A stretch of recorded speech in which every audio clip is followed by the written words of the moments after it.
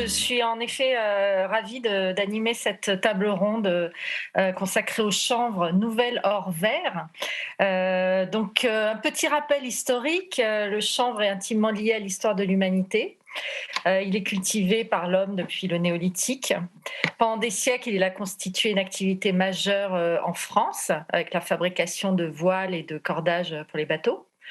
Tous les vêtements, le linge de maison dans les campagnes étaient tissés en chanvre. Et puis sont arrivés la marine à vapeur, le coton, les matières synthétiques qui ont mis fin à cette longue histoire. La France est passée de 176 000 hectares au 19e siècle à tout juste 700 hectares dans les années 1960. Mais la culture renaît. On compte 21 000 hectares en 2022, 5 fois plus en 30 ans. Alors, plusieurs expériences ont lieu actuellement pour faire renaître le chanvre textile en Normandie, en Occitanie, en Champagne, en Nouvelle-Aquitaine.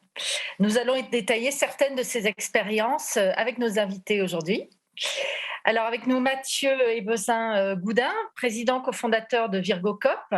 C'est une coopérative basée en Occitanie qui travaille de l'amont à l'aval, c'est-à-dire des contrats avec les agriculteurs jusqu'au tissage avec la société Tissage d'Autan.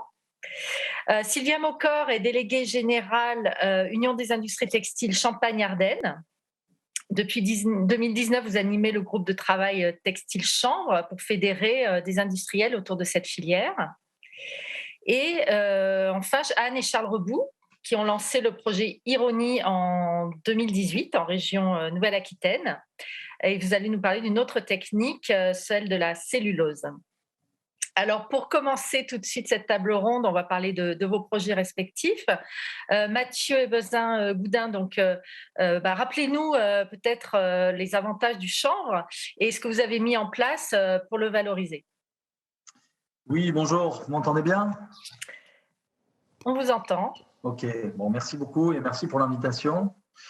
Oui, le projet VirgoCop, c'est un projet qui a émergé dans les années 2016-2017 et la coopérative existe légalement depuis 2018 avec l'objectif d'effectivement lancer la culture du chanvre à destination textile en région Occitanie en partant du Lot où nous sommes installés. On produit en contrat avec des agriculteurs là depuis l'année dernière une centaine d'hectares de chanvre par an à destination textile. On est toujours en phase de recherche et de développement d'outils pour pouvoir extraire les fibres textiles de ce chanvre. C'est aujourd'hui la problématique majeure qu'il y a sur le chanvre. Si vous utilisez la fibre longue notamment, pour pouvoir faire du fil 100% chanvre. Et à l'autre bout, on a eu l'occasion aussi de racheter un atelier de tissage effectivement à Castres, dans lequel on tisse plusieurs types de matières. On tisse du chanvre, mais aussi du lin, du coton, de la laine. Et si on parle du chanvre aujourd'hui, pour le dire très vite, on pourra préciser davantage, mais on utilise deux types de fils de chanvre, des fils en 100% qu'on n'est pas aujourd'hui en capacité encore de réaliser, que là, on se fournit pour l'instant en Europe de l'Est. Mais on produit des fils à partir de notre chanvre, mais en mélange. Ça, c'est des problématiques de technique de filature, on pourra en parler, qui sont mélangés avec de la laine, puisqu'en Occitanie, on avait surtout un savoir-faire en filature cardée. Et donc, c'est intéressant puisqu'on peut travailler avec les quelques filateurs qui sont encore présents sur le territoire pour faire des fils en mélange qui sont déjà très intéressants. Voilà. Mathieu, je suis désolée, je vous coupe une petite seconde, mais on ne vous voit pas à l'écran. Là, ça a l'air de revenir, c'est un peu figé. Voilà, c'était juste pour vous le préciser si jamais vous aviez un problème de webcam. Non, peut-être la connexion, mais... D'accord. Bon, en tout cas, on vous entend bien, mais on ne vous voit pas trop bien. Peut-être ça peut être intéressant de rappeler un peu les avantages agronomique du chanvre, enfin juste retracer un petit peu le profil de la culture de chanvre et en quoi c'est très intéressant en termes écologiques aussi. Alors, nous, de toute façon, effectivement, la vocation principale du projet, c'était vraiment de cultiver du chanvre dans une région dans laquelle on en cultivait abondamment, mais bon, ça c'est valable pour l'ensemble du territoire français, voire même plus largement du territoire européen. C'est une culture qui est intéressante parce qu'elle est facile à conduire en bio. Enfin, quand je dis facile, disons qu'il n'y a pas de perte de rendement quand on est en bio en chanvre. Donc ça, c'est très intéressant. Après, ça ne veut pas dire que la culture est… voilà, on a tendance à dire que c'est facile à cultiver. Les agriculteurs apporteraient quelques nuances quand même. Hein. Tout n'est pas aussi facile que ça, mais voilà. Enfin, globalement, c'est vrai que c'est une culture qui demande peu, voire pas d'eau. Hein. Il y a pas, nous, en tout cas, depuis qu'on produit du chanvre, il n'y a jamais eu de nécessité d'irrigation. Il faudrait vraiment un très gros stress hydrique pour que ce soit le cas. Alors qu'on est dans des régions où il peut y avoir des très grosses chaleurs et des stress hydriques qui sont malheureusement de plus en plus fréquents et importants. C'est une plante qui est très intéressante à faire rentrer dans une rotation avec d'autres cultures parce que c'est un très bon précédent, notamment pour les céréales. On sait que toutes choses étant égales par ailleurs, on peut s'attendre à des rendements en céréales supérieurs de 10% derrière un chanvre parce que c'est une plante qui va bien structurer le sol et qui va, par son effet très couvrant, va d'une certaine manière réduire le nombre d'adventices, de mauvaises herbes qui vont se développer par la suite. Ça, c'est très intéressant. Après, financièrement, c'est une plante qui est intéressante pour l'agriculteur. Je ne veux pas non plus dire que c'est miraculeux. Surtout dans la période actuelle, on a été confronté cette année à la concurrence des céréales, notamment parce que le prix est très élevé. Donc voilà, ça, c'est un petit peu à nuancer. Par contre, c'est très intéressant dans sa globalité, c'est-à-dire dans une rotation avec, en intercalaire avec d'autres cultures. Et ça, voilà, les agriculteurs sont plutôt contents de ce point de vue-là. Voilà. D'accord. Alors, Sylvia Maucor, je passe à vous. Donc, vous représentez la filière textile chanvre en Champagne-Ardenne, qui s'est fédérée, si on rappelle un petit peu, autour de la chanvrière de l'Aube, donc qui est la plus grande chanvrière française. Traditionnellement, elle travaillait le chanvre cotonisé, c'est-à-dire mélangé avec du coton, et elle développe maintenant une technique en fibre longue, un peu comme en Normandie. Est-ce que vous pouvez nous expliquer un petit peu ces différentes technique. Merci Pascal. Alors effectivement, sur la Champagne-Ardenne, on s'appuie sur la chanvrière de l'Aube. La chanvrière de l'Aube, c'est à peu près 10 000 hectares de culture en chanvre. C'est un projet européen qui a été lancé il y a 2 ans qui s'appelle Pôle européen du chanvre. Donc dans ce cadre du projet européen, l'idée c'était d'avoir plusieurs groupes de travail puisqu'on sait que l'objectif aussi pour cultiver la plante, c'est d'explorer l'ensemble des marchés applicatifs. Donc plusieurs groupes de travail ont été créés, donc bâtiments, composites, alimentation. Textile en fait partie, et donc moi j'anime le groupe de travail textile, et l'idée aussi c'était de savoir que voilà, pour optimiser l'exploitation de la plante, il fallait aller chercher l'ensemble des marchés applicatifs, et l'objectif c'était de valider sur les marchés quelles étaient les attentes des industriels et comment les industriels se positionnaient par rapport à la fibre jusqu'au marché, donc jusqu'aux marques, pour savoir si les marques aussi avaient un intérêt. Parce qu'il faut savoir qu'effectivement, et ça a été dit par Mathieu, on a oublié comment on faisait du chanvre textile pendant des années. Il faut se réapproprier les savoir-faire, mais ça demande de la R&D importante en amont de filière. Et donc, il y avait vraiment ce projet de savoir si les industriels pouvaient y trouver un intérêt et pouvaient avoir envie en fait, d'utiliser le chanvre comme fibre textile.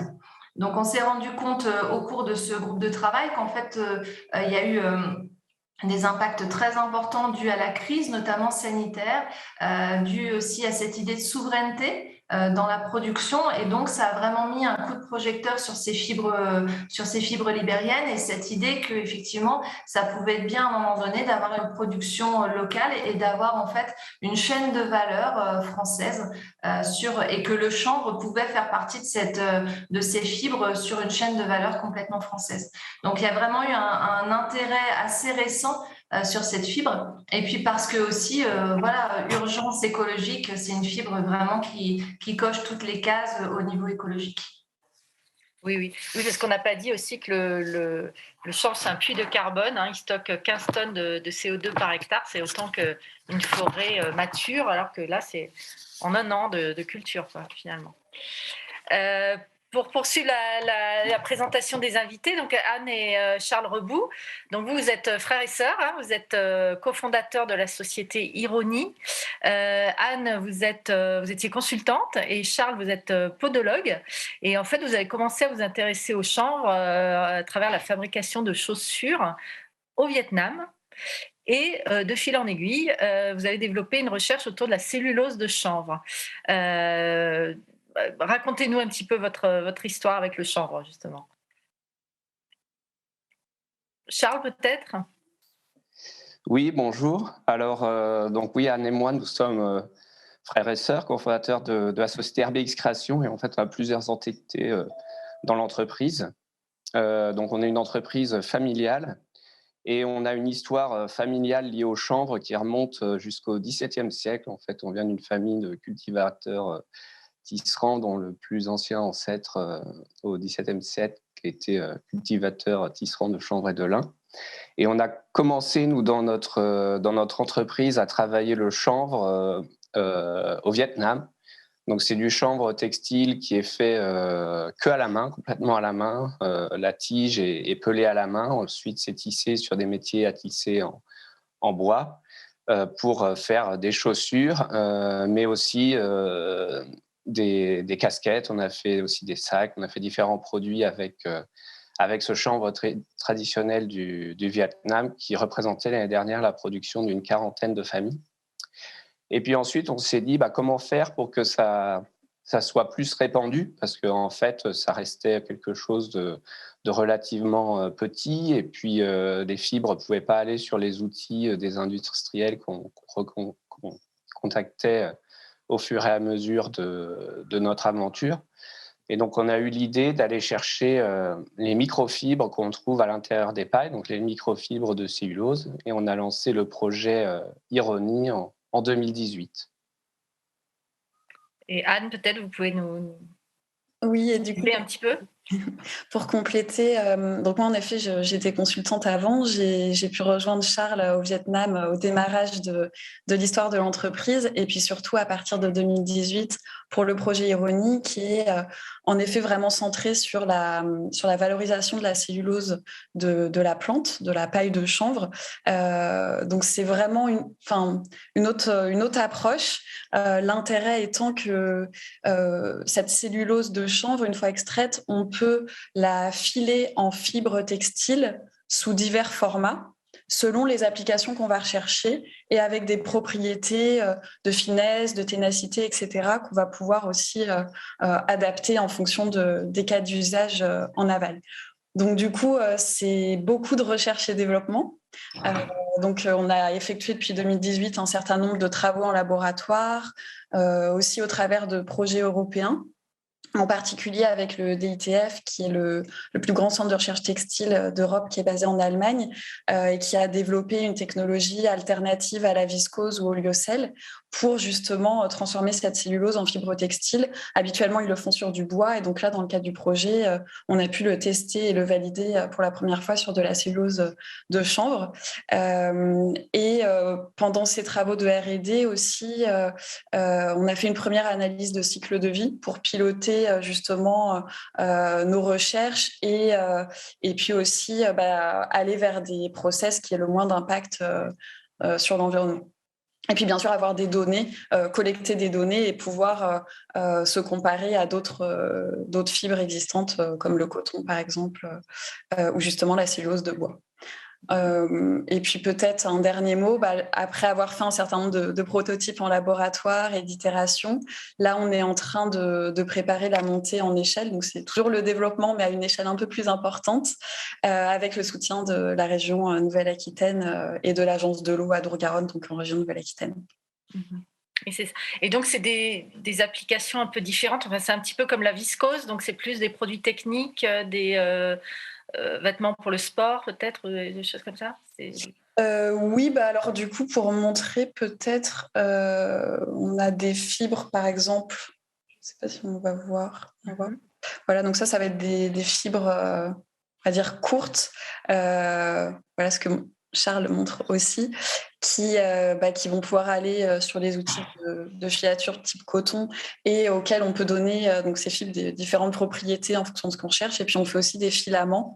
Donc là, les filaments, pareil, on peut adapter la finesse, la résistance, etc. en fonction de ce qu'on recherche. On peut aussi directement les tricoter. Donc ça, voilà, ça va être 100% cellulose de chanvre. Et en effet, on le voit, là, ça peut être des applications plus, plus sportswear ou plus techniques. Voilà, je sais pas, du linge de maison, des sous-vêtements ou des choses un petit peu différentes grâce justement à ces aspects techniques et de polyvalence que permettent ce type de fibres. Mm-hmm. Oui, c'est ça, parce que finalement, toutes les expériences dont on parle, là, il n'y a pas encore, le chanvre textile n'est pas encore passé au stade industriel. Hein. On est encore quand même dans les prototypes. Je ne sais pas, par exemple, Sylvia, vous me disiez très clairement, il y a plus de demandes que d'offres pour le moment. Enfin, il y a une grosse attente de l'industrie textile, mais il n'y a pas encore le modèle économique qui a été trouvé. Alors, ça dépend de quoi on parle, parce qu'effectivement, aujourd'hui, on a déjà du chanvre cotonisé. Donc, qu'est-ce qu'on appelle le chanvre cotonisé? C'est un chanvre en fibre courte qui est mélangeable à du coton et qui, sur des filatures open-end, donc filature au sec classique, va pouvoir déjà être filé. Donc, on a déjà des fils avec du chanvre qui existent, avec des mélanges qui peuvent aller avec du chanvre, on va de 20 à 30% facilement. On peut même monter le taux de chanvre dans le fil et c'est souvent en mélange coton. Et donc ça, c'est des choses qui existent. Alors, pas beaucoup avec des filateurs français aujourd'hui, plutôt des filateurs européens. Mais du coup, on peut avoir du chanvre français aujourd'hui dans du fil en mélange. Donc ça existe. Par contre, effectivement, il y a de la R&D sur la partie fil, soit en façon fil type laine ou alors vraiment filature au mouillé pour avoir un fil fin. Là, effectivement, il y a plusieurs initiatives et c'est bien. Il y a un foisonnement d'initiatives pour essayer d'obtenir ce fil fin qui répondrait quand même à une demande de nos industriels et des marques, puisqu'il y avait vraiment cette demande. Donc, il y a quelques années, personne ne pensait chanvre et aujourd'hui, tout le monde veut un fil très fin pour faire un t-shirt tricoté en chanvre, ce qui est vraiment quelque part le Graal. Simplement, il y a des étapes à respecter et il faut se laisser un petit peu de temps quand même pour sécuriser la R&D en amont et arriver à ce fil. Mmh. Oui, c'est ça, parce qu'il y a eu pas mal d'expériences, mais souvent l'étape du processus qu'on ne peut pas faire en France, c'est la filature surtout. Enfin, il y a eu une expérience de chanvre 100% en chanvre de jean, en chanvre normand, mais seule la filature n'était pas faite en France. Donc, on n'arrive pas à faire encore tout le processus 100% made in France. Vous, Mathieu, par exemple, vous menez aussi des expériences donc avec du chanvre donc d'Occitanie, et vous en êtes où en fait d'arriver à répondre à la demande finalement de l'industrie textile? Répondre à la demande, on en est très loin. Je veux dire, je pense que, Sylvia a déjà expliqué, mais effectivement aujourd'hui il y a une très très grosse demande. Après, il y a une grosse demande. Après, il y a aussi une question de coût. Je veux dire, il y a la question de vouloir avoir du chanvre. Et puis après, il y a la question aussi de franchir le pas. Aujourd'hui, ça reste quand même un produit de niche et qui est un peu onéreux et donc qui ne va pas être en compétition. Enfin, je veux dire, qui n'est pas compétitif avec le coton. Ou, voilà. Donc, il y a un intérêt très fort, ça, c'est sûr. Et c'est parce qu'il y aura des solutions industrielles que, je l'espère, la matière deviendra plus accessible et que donc ça permettra de répondre à la demande. Après, sur la question, ça a déjà été évoqué. Il y a deux choses qui sont possibles. Il y a effectivement les mélanges où ça, on est relativement capable de faire des choses déjà, que ça soit en mélange avec du coton ou en mélange avec de la laine. C'est des expériences intéressantes qui permettent aussi d'utiliser le chanvre en étant en étant juste sur des traitements mécaniques, qui sont peu impactants, qui ne demandent pas forcément beaucoup d'énergie. Et donc ça, c'est intéressant. Mais ça limite un petit peu, notamment en termes de titrage de fil. Et après, il y aurait, c'est ce que tout le monde cherche, et ce foisonnement de projets pour l'obtention d'un fil 100% chanvre sur des techniques comme celle du lin. Donc effectivement, il y a deux Là, il y a deux voies qui sont possibles. Il y a la voie qui est utilisée notamment en Normandie, d'adapter le chanvre pour qu'il puisse passer sur les lignes de teillage du lin et qui donne de très bons résultats, voilà, mais qui fonctionne aussi dans une région dans laquelle tout l'équipement était déjà à disposition, que ce soit les tailleuses et les équipements des agriculteurs. C'est aussi un savoir-faire qu'il n'y a pas forcément dans les autres régions. Nous, typiquement en Occitanie, on est confronté à une limite de ce point de vue-là, c'est-à-dire qu'il n'y a pas du tout ces équipements, il n'y a pas du tout ces savoir-faire. Et donc, l'enjeu aujourd'hui, c'est de dire, bon, mais qu'est-ce qu'on fait ? Est-ce qu'on fait exactement le même process ici, sachant que c'est des investissements colossaux, ou est-ce qu'on envisage de traiter la plante différemment ? Nous, c'est plutôt la voie qu'on a prise, avec des techniques de défibrage qui sont différentes, qui permettront peut-être pas à terme d'atteindre une telle finesse de fil que celle qu'on pourra atteindre avec les fibres qui sont très bien sélectionnées en bout de ligne de teillage.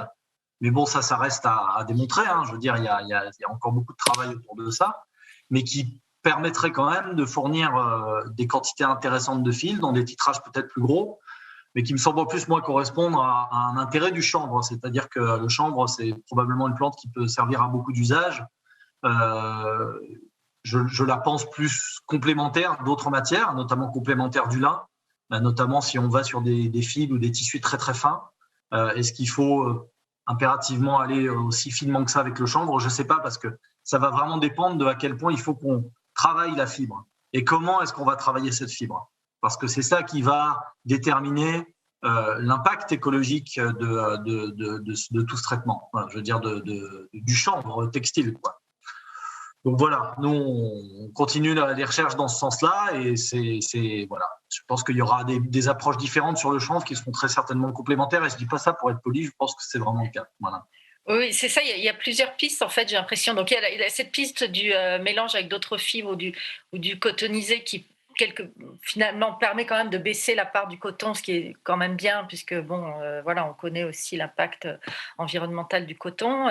Il y a le fait est-ce qu'il faut absolument viser des t-shirts ou des chemises en chanvre, ou plutôt aller vers le jean ou le tissu d'ameublement, et finalement se dire on va pas essayer d'aller plus loin en finesse parce que c'est trop compliqué. Est-ce que, voilà, je sais pas, Sylvia, vous avez les moyens quelque part avec le pôle européen du chanvre d'investir sur les machines qui existent en Normandie, quoi, quelque part, là où il y a un écosystème du lin qui a déjà été, qui a fait ses preuves et qui peut être appliqué au chanvre. Alors, on pourrait investir. Moi, je crois beaucoup effectivement à la logique du partenariat et d'aller chercher effectivement du partenariat avec des régions qui sont déjà très avancées sur ces sujets. Nous, en fait, quand on a mis autour de la table tous les industriels de la filière textile, donc des tricoteurs, des tisseurs, des teinturiers, mais effectivement aussi la monde filière, et on s'est rendu compte qu'aujourd'hui, les teinturiers, les ennoblisseurs et les tricoteurs, les tisseurs étaient très intéressés par la fibre, mais il fallait travailler cette fibre. Et on a quand même la chance en France, notamment dans le Nord, d'avoir pas mal, effectivement, l'historique du teillage du lin. On a aussi, par exemple, Peignage du Mortier, pour ne pas le citer, qui fait beaucoup de travail sur le défibrage, sur le cardage, et qui fait pas mal de tests aussi. On a la chance d'avoir Safilin, qui a quand même aussi une très belle expertise en lin et qui est aussi volontaire pour faire des essais. Donc, en fait, c'était de dire aussi à l'ensemble des industriels, voilà, qui veut s'engager, qui veut faire des tests.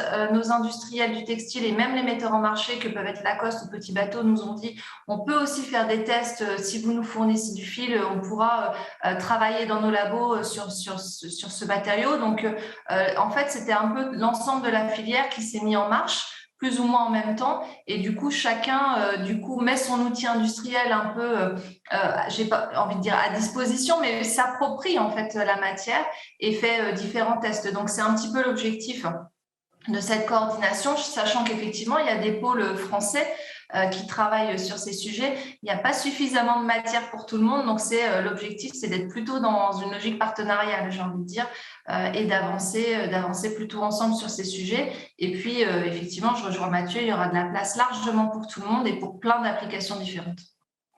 Mais donc votre objectif, c'est quand même d'arriver, de viser la chemise en chanvre, de faire du fil fin, quoi.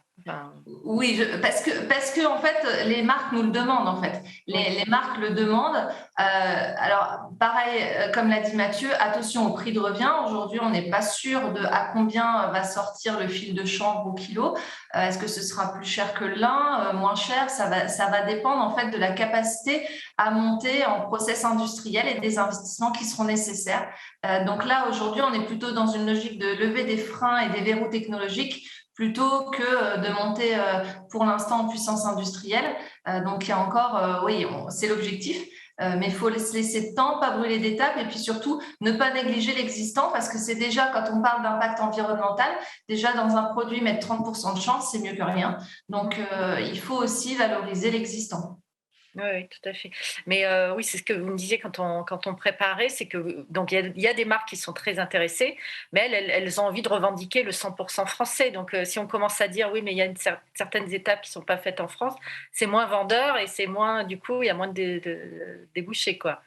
Donc, tout à fait, c'est pour ça qu'on travaille avec les filatures, mais voilà, Safilin recrée une filature dans le Nord, il y a Natop aussi qui recrée une filature, on a des filatures en open-end aussi en France, et donc l'objectif c'est de travailler avec les acteurs de la monte filière pour pouvoir avoir ces fils et effectivement avoir un fil 100% chanvre parce que c'est une demande du consommateur et une demande des marques. Mmh.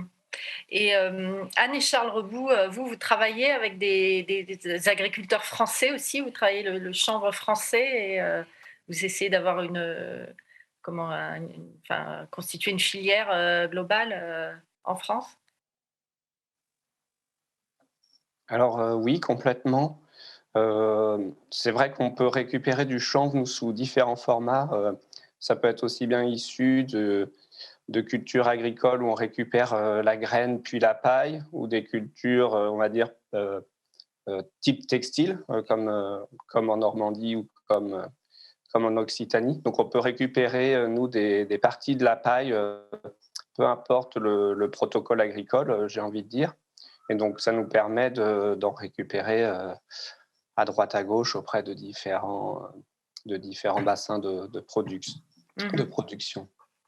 Oui, c'est ça, parce que vous me disiez que d'ailleurs, votre technique, elle va bien avec le chanvre oléagineux, c'est ça? C'est-à-dire, on peut à la fois récolter la graine et ensuite donc la cellulose, et pour l'agriculteur, c'est encore plus intéressant.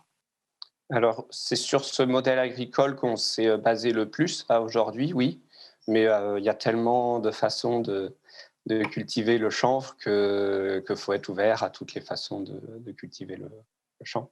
Mmh. Et vous avez des marques qui sont intéressées aussi par votre solution? Vous avez des débouchés déjà un petit peu en vue? Alors oui, en effet, on monte en échelle de production parce qu'il y a des partenaires qui sont intéressés dès ce travail de recherche et développement, en fait.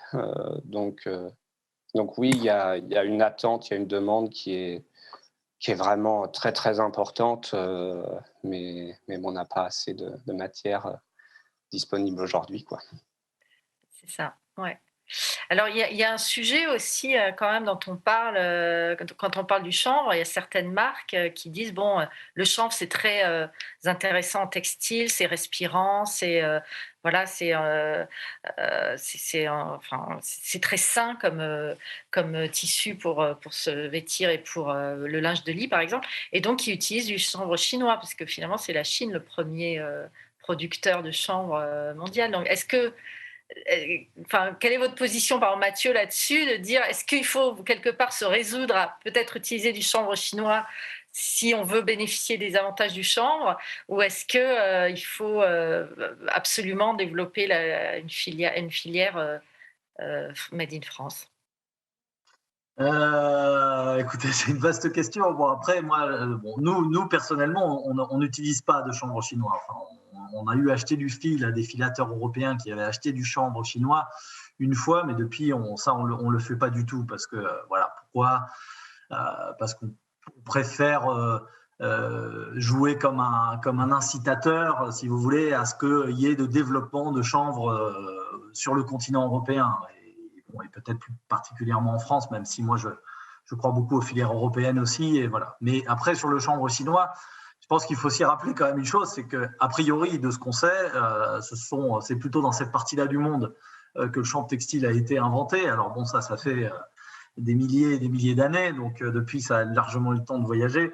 Et donc, effectivement, les Chinois savent très bien faire du chanvre textile. Après, comment ils le font ? Ça, c'est toujours un peu obscur, voilà, et donc on ne sait pas vraiment, on suppose que, etc. Mais enfin, il y a beaucoup de fantasmes et d'histoires sur la question. Bon, je constate quand même qu'il y a du chanvre chinois qui est certifié GOTS, qui est quand même un label assez contraignant, donc dans lequel je pense qu'on peut avoir confiance. On lui fait confiance pour le coton, je ne vois pas pourquoi on ne lui ferait pas confiance pour le chanvre. Donc voilà, après, on sait que dans le textile, notamment quand on est au niveau du fil, etc., la question du transport est de manière un peu contre-intuitive pas si impactante que ça au niveau du bilan carbone des matières. C'est plutôt les sources d'énergie des usines qui transforment la matière, etc., qui vont poser des problématiques. Donc, je ne sais pas sur quel type de centrales électriques sont branchées les usines en Chine qui produisent du chanvre. Enfin, très certainement, on sait qu'il y a beaucoup d'usines thermoélectriques et donc très certainement qu'il y a un gros impact à ce niveau-là. Mais si vous voulez, donc je ne veux pas jeter vraiment la pierre aux chanvre chinois. Les Chinois, je veux dire, ils sont conscients des problématiques environnementales comme nous et ils essaient très certainement de faire des choses et on peut parier qu'ils vont essayer de faire les choses de mieux en mieux dans les années qui viennent. Mais à mon avis, ce n'est pas tellement là que situe le sujet. Je pense qu'aujourd'hui, il faut qu'on arrive à motiver la production de chanvre en local, les filières en local, pour des raisons de conserver à la fois la plus-value économique sur notre territoire, mais aussi parce que c'est du lien entre les gens. Si vous voulez, nous, ce qui nous intéresse dans ce qu'on met en place, c'est parce qu'on travaille avec des agriculteurs, on travaille sur la filière jusqu'à des produits finis, on en parle avec les agriculteurs. Je veux dire, c'est tout un écosystème de gens qui travaillent ensemble. Et ça produit des résultats économiques, mais ça produit aussi des résultats humains, etc. Et c'est intéressant de voir quand vous êtes avec les agriculteurs, vous leur montrez un bout de tissu dans lequel il y a du chanvre qui vient de leur champ et qui vous disent ah ben voilà, c'est autre chose que beaucoup des cultures auxquelles ils étaient pour certains habitués, où en gros on leur passait un contrat, on venait récupérer ça avec le camion et puis terminé, ils ne savent pas de quoi on parle par la suite. Après, à terme, et ça c'est le travail des coopératives, voilà, c'est que aussi cette plus-value soit justement redistribuée, y compris pour l'agriculteur. Et ça, quand ça se passe à 10 ou 15 000 km de chez vous, vous ne pouvez pas le faire. C'est pas possible. Alors, peut-être que les Chinois peuvent le faire de leur côté, c'est très bien, mais nous, on ne peut pas s'en assurer. En tout cas, pour l'instant. Donc, moi, je crois que c'est ça les raisons pour lesquelles il faut qu'on motive la production sur notre sol. Et puis, voilà, on a besoin aussi de regagner, enfin, je veux dire, ça, c'est dans les bouches de tout le monde aujourd'hui, mais on a besoin de regagner une forme de souveraineté sur un certain nombre de choses qu'on produit, et c'est très certainement valable dans le textile. Et voilà, et le chanvre, de nouveau, c'était une plante qui était abondamment cultivée sur l'ensemble du continent européen.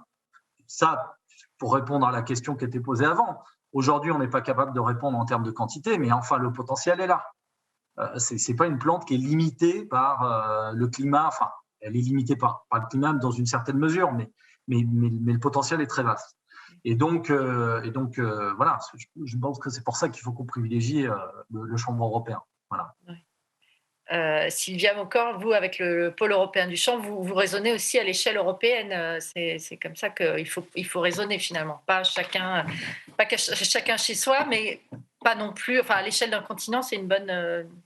Oui, je pense effectivement qu'il faut raisonner sur une logique européenne. Après, par rapport à l'importation chinoise, on sait effectivement que c'est pas le coût du transport qui est forcément c'est pas l'impact transport au niveau environnemental qui a un fort impact sur la CV, mais par contre, le coût des containers et le fait que les containers aient beaucoup augmenté fait que ça remet quand même en cause au niveau de l'équation économique.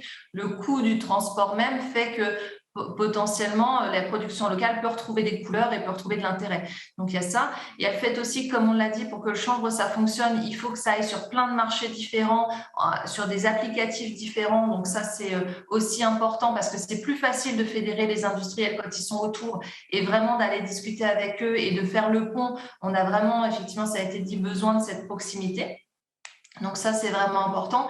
Et puis, bon, c'est vrai qu'on ne sait pas trop comment ils transforment, mais ce qu'il y a de sûr, c'est que nous, on sait comment on va transformer. Donc, aussi dans une logique de recyclage, à partir du moment où on sait comment la fibre va être traitée, on saura aussi plus facilement comment la recycler et faire cette boucle d'économie circulaire. Donc, tout ça, ça va dans ce sens aussi d'économie circulaire, puisque avec effectivement les marques qui vont être obligées de recycler leur mise en marché, c'est plus facile quand on sait comment la matière a été traitée, comment elle a été transformée. Ça permet aussi de faciliter ces étapes-là. Donc voilà, j'ai pas non plus de position très extrémiste. Simplement, effectivement, il y a toujours, il y a un vrai questionnement sur leur mode de production qu'on maîtrise pas complètement. Et puis voilà, on se pose encore pas mal de questions, mais ce qui est sûr, c'est que si on peut le faire en local et si on peut avoir notre chef de transformation, nous ne nous posons pas 10 000 questions et avançons, quoi. D'accord. Et donc, à quel horizon on peut voir vraiment l'aboutissement de toutes ces recherches? On voit déjà, il y a déjà du chanvre, il y a des jeans Levi's et il y a des chaussettes Decathlon, mais voilà, il y a une impatience un petit peu, il y a bon, comme vous disiez, un fort intérêt des marques. Donc, les uns et les autres, quand pensez-vous pouvoir présenter des choses au grand public? Pour ma part, en tout cas, ce que je vais préciser, c'est que ça va beaucoup plus vite que ce que je ne pensais au départ. On a fait un chemin extraordinaire en 2 ans. Il y a vraiment eu un engouement et du coup, tout le monde s'est emparé du sujet et ça a été beaucoup plus vite finalement que ce qu'on espérait. Donc, moi qui disais, il y a encore quelques mois, on n'a pas de fil fin tricoté d'ici pas avant 3-4 ans, je pense qu'on peut réduire ces délais-là et qu'on pourra avoir des choses qui peuvent sortir beaucoup plus rapidement que ça. Donc, ça avance assez vite. Par contre, la limite sera la capacité des agriculteurs à planter parce que derrière, il faut convaincre aussi les agriculteurs de l'intérêt de la plante, de l'intérêt économique aussi.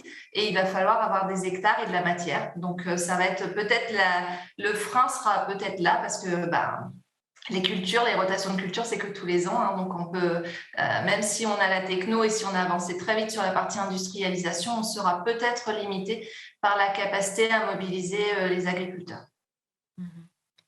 Mais justement, si le chanvre a une bonne tête de rotation et qui permet de rendre les sols plus riches, bon, ça devrait plaider d'autant plus, même si bon, on est dans un contexte effectivement plus propice aux céréales. Mathieu, oui, avez... je suis. Enfin, moi, je pense là que effectivement, dans les 2-3 ans qui viennent, il va y avoir beaucoup de solutions qui vont émerger et très certainement du chanvre de provenance locale. De manière plus accessible. Alors abondante, je ne sais pas, mais en tout cas plus accessible, ça c'est sûr. Il va y avoir de la disponibilité qui va venir des différentes, en mélange ou en 100%, mais effectivement, il y a des essais qui sont faits. Enfin, c'est plus des essais maintenant, mais il y a des choses qui ont vraiment qui ont réussi et qui, je pense notamment côté Normandie où ils font du très beau travail. Maintenant, si on est dans une démarche, en tout cas nous c'est l'objectif dans lequel on est, quand on est dans une démarche qualité, ça a été évoqué avant, ce qui fait la qualité et la constance d'un fil, c'est le mélange des matières sur plusieurs années. Et donc ça demandera effectivement pas mal d'années avant qu'on soit, si on utilise le lin comme étalon, si vous voulez, un petit peu au niveau du lin, être capable de mélanger divers millésimes, etc., de mieux gérer aussi le rouissage du chanvre suivant les régions, etc., et de gagner cette finesse que les gens ont dans le lin et qui est vraiment assez exceptionnelle, je pense, en tout cas assez fascinante. Voilà, donc ça va demander ça. Il y a encore beaucoup d'années de travail pour arriver à cette régularité. Mais c'est en bonne voie, ouais. D'accord. Et Anne et Charles, vous avez donc un objectif déjà, une date à donner de sortie de premier produit? En tout cas, pour nous, l'enjeu, c'est vraiment la montée en échelle et l'industrialisation. Donc, c'est des choses qui prennent du temps et un horizon au moins de 2-3 ans pour avoir des choses à échelle industrielle en production régulière.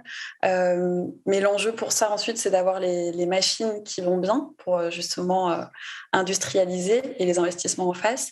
Et nous, comme on est sous l'angle de la cellulose, c'est un secteur où il y a une forte croissance sur les fibres textiles à base de cellulose et qui sont généralement à base de cellulose de bois. Et donc, c'est des ordres de grandeur, des échelles considérables si on regarde notamment ce qui se fait en Scandinavie, par exemple, où il y a une forte culture de la cellulose. Après, ce qui est positif aussi, c'est que dans ce secteur-là, on voit qu'il y a une volonté de se diversifier, d'avoir des alternatives au bois, parce qu'il y a quand même des sujets de déforestation, de monoculture aussi, d'eucalyptus par exemple, etc. Donc il y a d'autres solutions du type de la cellulose à partir de déchets textiles ou justement utiliser des plantes annuelles comme ce qu'on fait avec le chanvre. Mais il y a cette notion de dimensionnement qui est centrale. D'accord. Donc, vous êtes d'accord les uns et les autres pour dire que le chanvre est bien un nouvel or vert et qu'il y a bien de l'avenir pour le chanvre textile. Qu'est-ce que vous en pensez ? Si je peux rebondir là-dessus, je pense qu'il y a un très bel avenir, un très bel horizon pour le chanvre. Après, l'appeler or vert, je pense qu'il faut… Voilà, j'entends bien qu'il y a des questions d'expression, etc. Mais je pense qu'il faut faire attention. Il y a une tendance dans le milieu du chanvre alors c'est peut-être pas le cas là des gens autour de la table et de ceux qui nous écoutent, je ne sais pas, mais il y a une tendance à penser que ça peut être la plante miracle qui va régler tous les problèmes. Moi, je ne pense pas, et je pense qu'on peut faire du chanvre n'importe comment, comme on a fait du coton n'importe comment. Et donc, je veux dire, le coton n'est pas plus intrinsèquement non écologique que le chanvre, hein. Ça dépend comment on le fait pousser, dans quelles conditions. Et donc, je pense que sur le chanvre, il faut aussi faire attention à ça. Et pas, du coup, penser que c'est l'or vert et que ça justifierait tout et n'importe quoi comme la ruée vers l'or noir, quoi. Voilà. Il y a une très belle perspective, il y a plein de choses à faire, mais charge à nous de le faire convenablement et de ne pas reproduire les erreurs qui ont été faites sur d'autres productions. Voilà. C'est vrai que c'est une plante qui semble assez magique, hein, vu la diversité de ses usages et voilà, au niveau nutritionnel, au niveau isolation des bâtiments, au niveau plasturgie. Enfin, il y a tellement d'applications, y compris textiles, et avec des qualités assez étonnantes que voilà, on a envie d'y croire, on a envie de. Mais voilà, bien sûr, il ne faut pas aller trop vite, faut le faire raisonnablement. Merci beaucoup. Voilà, super. Merci beaucoup à tous les 5. Je me permets juste d'intervenir pour regarder 1 ou 2 minutes s'il y a des questions, que ce soit en ligne. En ligne, il y en a, donc on va commencer par les questions en ligne. Merci beaucoup en tout cas pour toutes ces explications. Oui, il y a une question à propos de Levi's qui communique beaucoup sur ses jeans en mélange coton-chanvre. Est-ce que pour vous, leur communication marketing parle bien de chanvre cotonisé ? Est-ce qu'il s'agit d'un procédé écologique ? Et que pensez-vous du mélange coton-lin ? C'est une question pour Sylvia, peut-être. En 1 minute, si c'est possible. Rapidement, oui. C'est un fait, les jeans chanvre coton existent. Ça fait partie des premières matières qui ont été testées. Donc, c'est du chanvre français, hein, on peut le dire. Chanvre français. Après, est-ce que le chanvre de Levi's est transformé ? Il y a une usine en Turquie qui est particulièrement efficiente sur de la production de jeans chanvre coton. Donc, mais je ne sais pas si le jean Levi's vient de là. Mais en tout cas, oui, vraisemblablement, c'est du chanvre français.